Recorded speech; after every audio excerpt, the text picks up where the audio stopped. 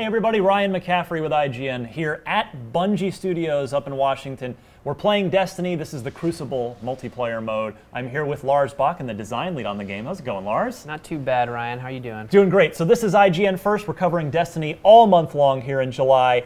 And we're going to start by taking a preview of each of the Crucible maps that we'll be able to see in the beta, and then maybe we'll have a little something for beyond the beta later on this month as well. So give me the quick setup for this map, and let's highlight each of the key sort of landmarks of this map. Sure. So this map takes place on Mars, abandoned human civilization out in the dunes. You can see if you look off in the distance that the Martian sands have really sort of overtaken where humanity was at one point.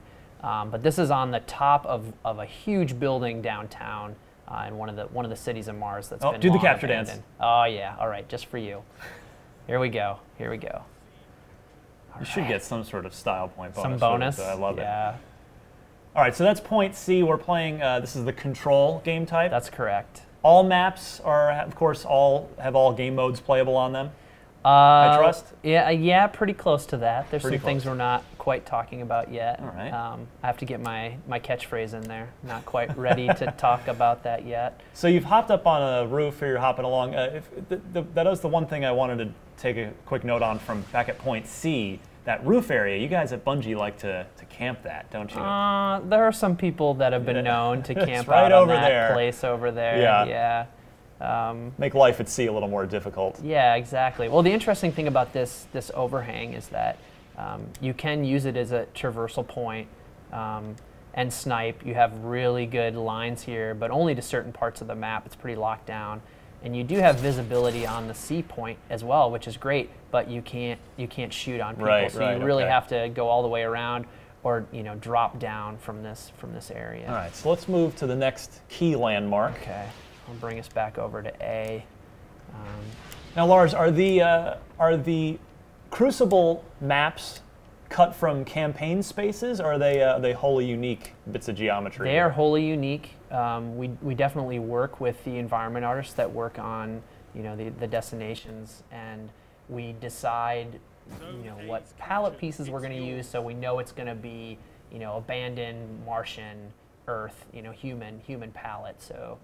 But then we come up with really unique things as well. So this huge rotating fan that becomes really interesting to fight around as you're moving towards A. That's something you're never going to see in the campaign missions. Right. Oh, and also a handy landmark, right? You can say, Absolutely. hey, I'm near the central fan. Yeah, I'm at fan by A.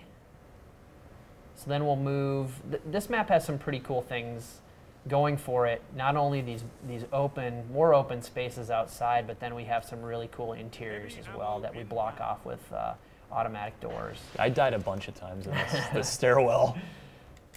So there's a bunch of different ways to come into B. As you were playing, I'm sure you realized that there are 3 ways into this space.